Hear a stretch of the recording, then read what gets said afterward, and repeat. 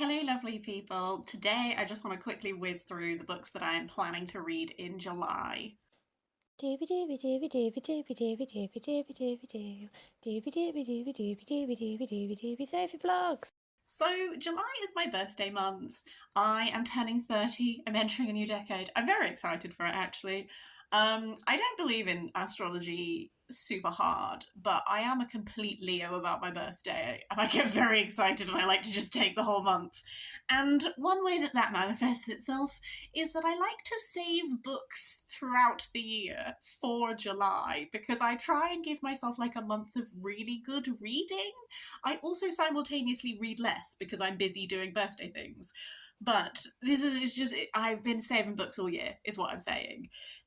My final caveat before I actually just talk to you about the books is that there is absolutely no way I'm going to read all of these books. These are the books that have been bubbling in my mind as thumbs that I want to read in July. I'm not going to get to all of them.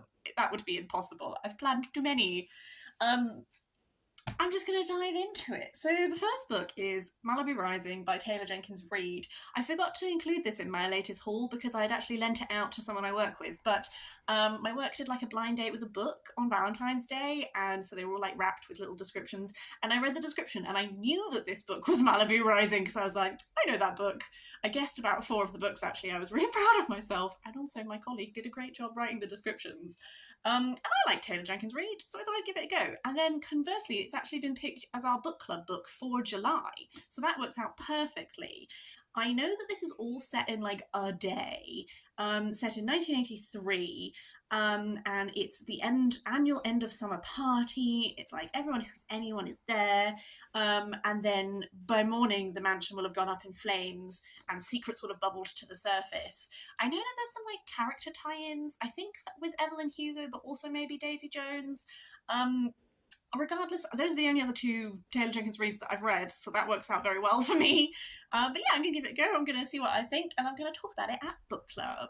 I've been really fancying some historical fiction, so two books that I have sort of earmarked to feed that wish is The Disenchantment by Celia Bell. I hauled this one very recently. It is set during the court of Versailles, Louis XIV, which is one of my, I really enjoy reading books set in that historical era. I just find it really fascinating. It's such like a strange sun god moment of history, but this is exploring like the dark side of the court with all of the blackmailing and witchcraft and all of that people are engaging with. It's got like a sapphic love story at its heart. Someone's passion results in murder and they have to like escape the police and all of that kind of thing. So I think it's going to be like extremely like drama, but with like a fabulous historical fiction backdrop, and I'm really enticed by that.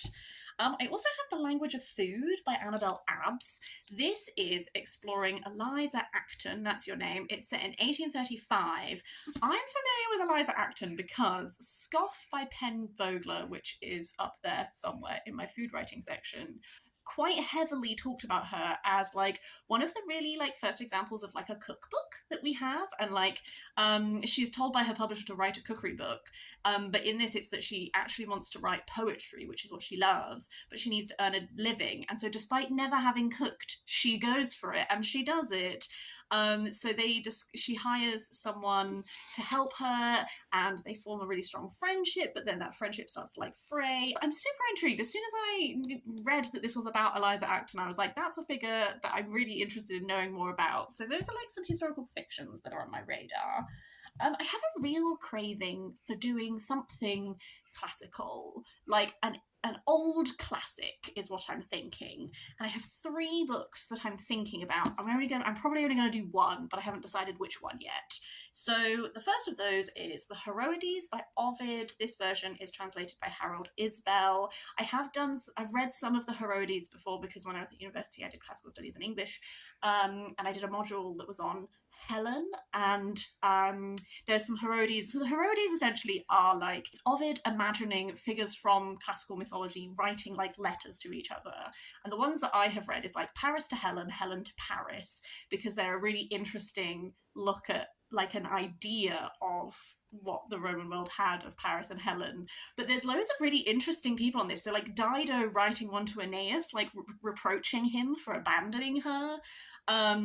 and Penelope writing one to Odysseus while he's like off gallivanting, one like Sappho, and like all of this. So like Ovid, not known for being a feminist king. We're looking at you, hideously manipulative love poetry.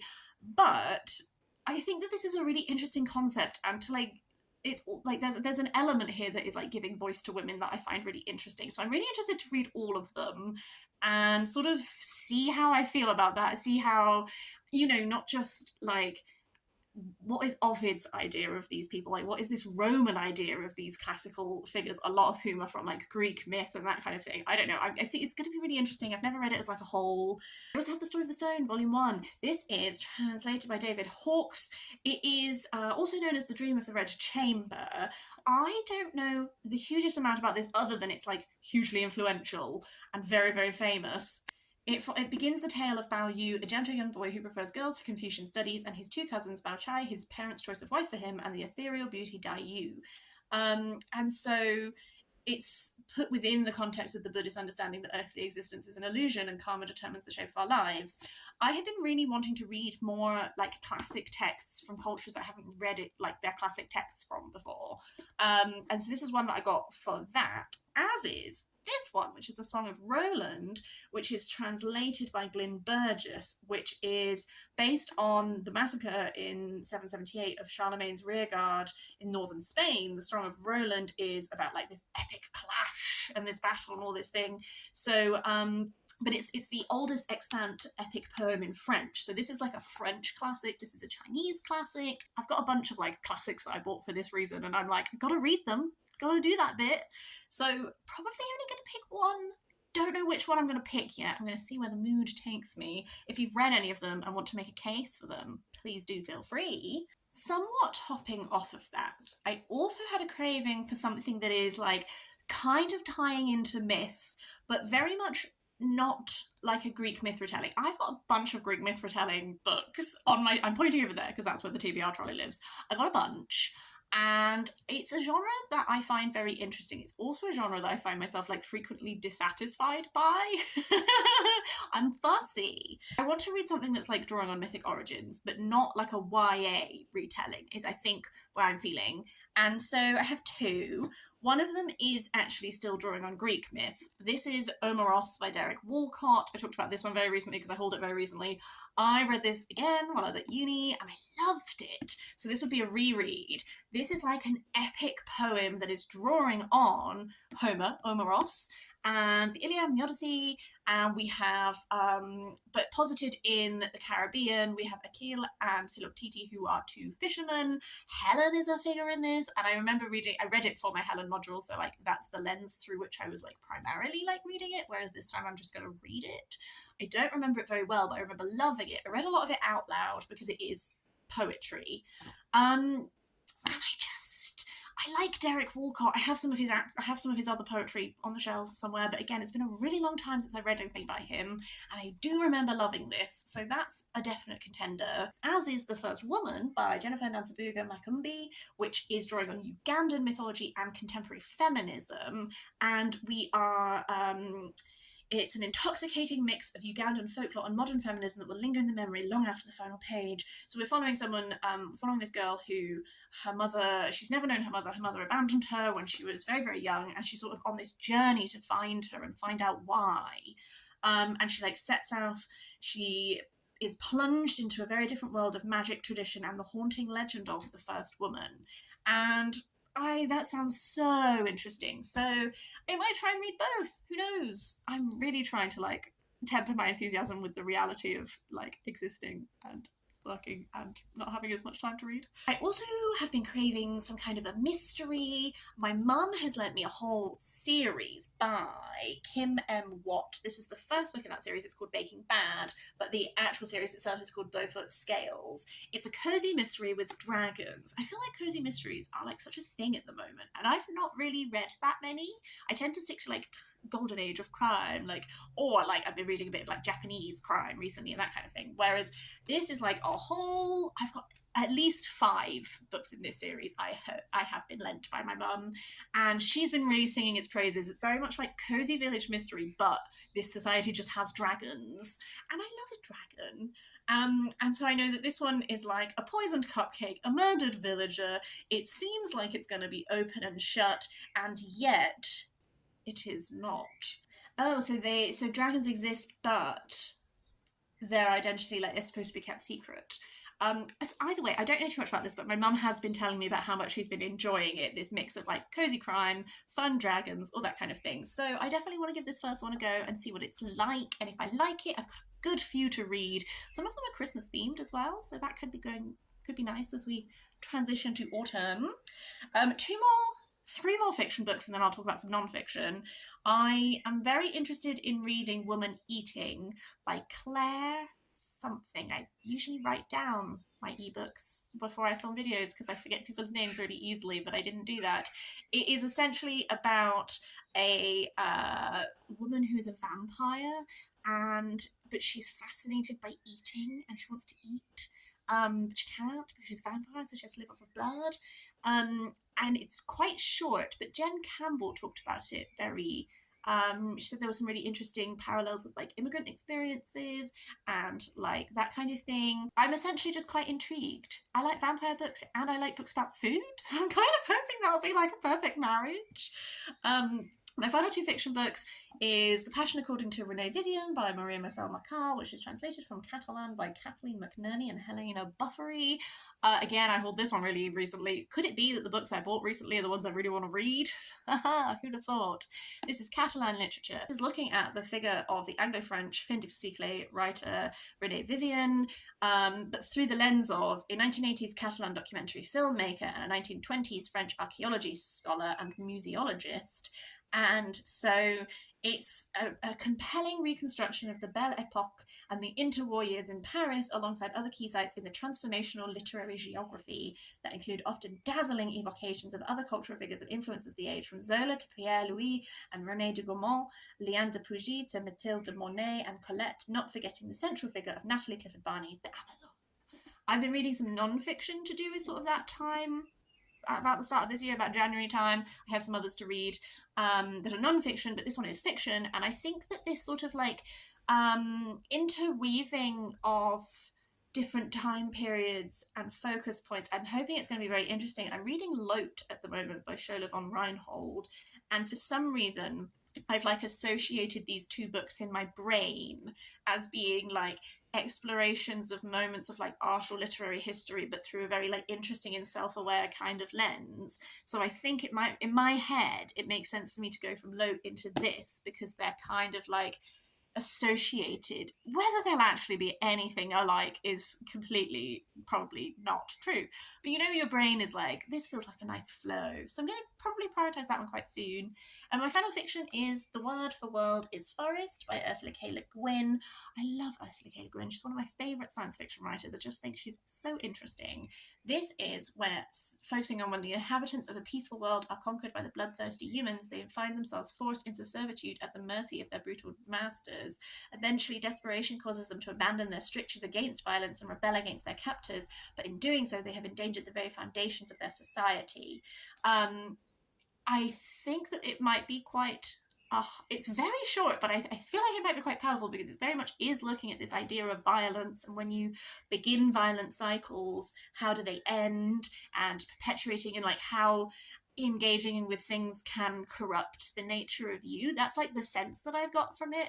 But Ursula K. Le Guin, one of the reasons why I really love her sci-fi is that she always does explore topics in a really interesting manner, and it makes me think about things quite a lot. I love sci-fi, but you know, sci-fi is such a glorious genre, and one thing that I think sci-fi does particularly well is it lends itself to these discussions of like morality and like humanity, but like not necessarily with humans, you know, like who are we? What are the decisions we make? How do they change us fundamentally? And can you go back?